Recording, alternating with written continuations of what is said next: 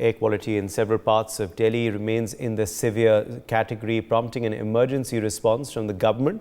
On Saturday morning, the air quality index in Delhi was recorded at 413, that is severe. Well, the AQI, remember, has kept plunging due to unfavorable northwesterly air that brings pollutants from the stubble fires. The air quality in other parts of the national capital region are also in the severe zone. Well, the air quality of, if we talk about Ghaziabad, the AQI was recorded at 377. If we talk about Greater Noida, it was recorded at 490. If we talk about Faridabad, it was recorded at 449. And if we talk about Gurugram, it was recorded at 392. Well, forecast by the early warning system for Delhi, which CAQM relies on for taking action under GRAP, show that the AQI is likely to remain severe until Monday. All right, well, let's get you some more details, in fact, on this big story, details emerging regarding the terrible air quality in the national capital. So let's clearly show you about how a lot of North India currently is on fire. There is so much of stubble burning taking place right now. What is the situation looking like? Well, this is a map, obviously, that was recorded on the 30th of October. So this is a map from the 30th of October, that is about 5 days ago, when clearly you can see the number of fires had started. So those dots had, of course, started particularly in that Punjab zone there, but it started in other parts of the country as well. Just 1 day later, just 24 hours later, from 30th of October to 31st of October, you can see how colored that entire region has got, from sporadic fires which were reported just a day ago to so many fires that that entire block is now en masse red, as you can see.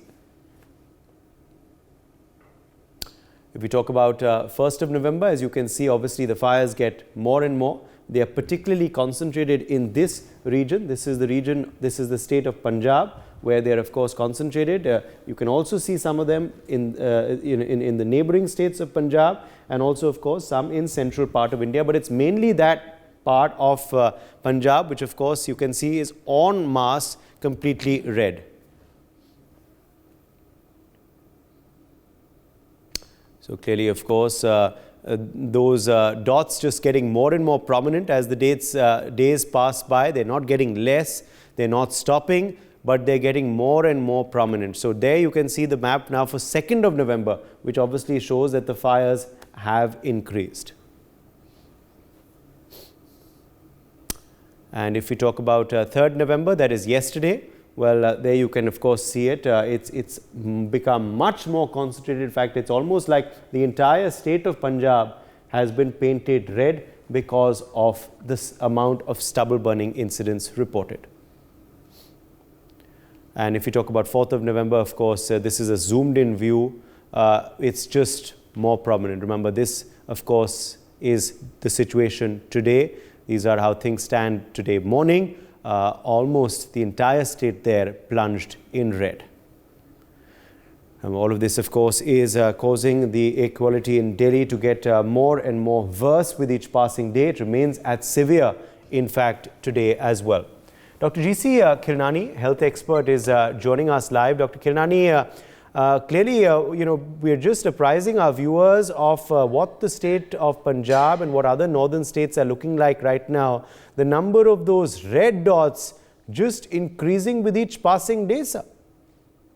Yeah, so the situation of air pollution is extremely bad.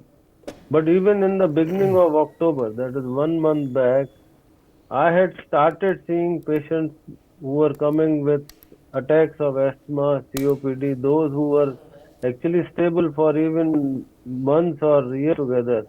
They started having symptoms without fever, cough, wheezing, tightness of the chest, difficulty in breathing, unable to lie down in the night.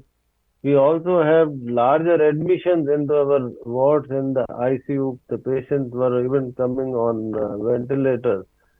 And when we tested them with our sophisticated battery test that we have, what is called as fraction of exhaled nitric oxide, which actually measures the airway inflammation, we realized that all these patients, despite having normal X-ray and a normal caliber of their airways, the inflammation, that is, this FeNO test was exceedingly high. So that told me that there is severe airway inflammation which is caused by air pollution. And as the air quality has become very bad in last 1 week, the numbers have further increased. The number of ICU admissions have increased. Number of patients with pneumonia has increased. What other thing which I have observed during this period of time, that the trivial viral fever, which we all get normally, should get all right in 5 to 7 days. People are having prolonged cough, even for weeks, and I can easily attribute to the bad air quality. And now we have reached a stage where we are breathing in the gas chamber.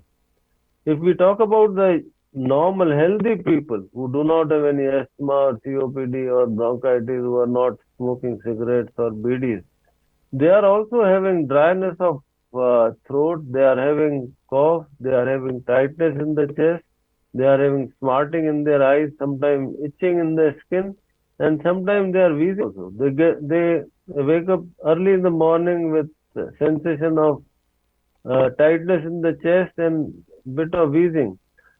Unfortunately, people take antibiotics. Whenever they get cough, they go to the chemist or the nearby person, or even without asking anybody, they take azithromycin, amoxicillin, and things like that. I just want to tell you through your channel that antibiotics doesn't help at all. You should refrain from self-medication with antibiotics.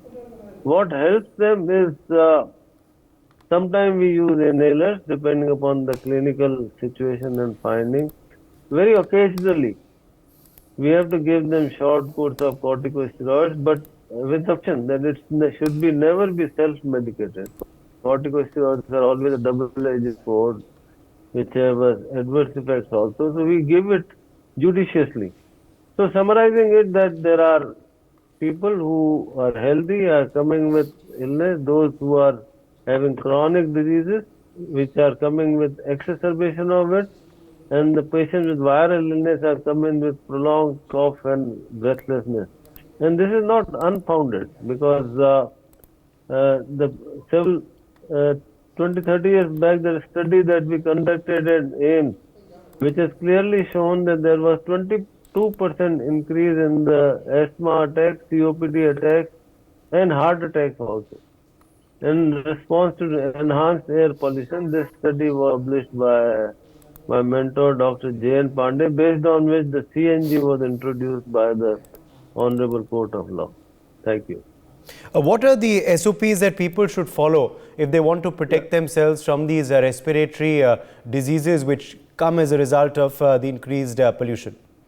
That is excellent question. Actually, the control of air pollution is everybody's problem, but mainly it is the administrative policy, stubble burning. Another thing I want to tell you that, that it's not pollution which is generated in Delhi that is a culprit. The studies have shown that quite a bit of pollution comes from nearby districts, not only by Faridabad, Ghaziabad, Noida or Greater Noida, even beyond that, Bulandshahr, Panipat and all. They are also contributing to Delhi's air pollution, because the geographical situation is such that, the Delhi becomes a gas chamber because of the climatic condition and the wind flow and wind speed. Now, answering a question as to what one person can do, the first and foremost, that it affects the extremes of ages the most, that is the youngest of the children and also the elderly. Elderly means 65, 70 plus. These elderly especially should not venture out into the busy markets or traffic intersections these days. It is also advised that they should not go for early morning walks when smog is there, जिसको हम हिंदी में धुंध कहते हैं. जब धुंध हो सुबह, उस समय जो pollutants होते हैं वो breathable level पे रहते हैं. When the sun comes, bright sun comes, which comes occasionally in Delhi, unfortunately, that time there's an inversion of air pollutants. Right. And they go up in so those are protocols that people should follow. We'll have to leave it at that. Dr. Kilnani, thank you very much for joining us with your perspective on that big story. For more such videos, subscribe to the NewsX YouTube channel, hit the bell icon.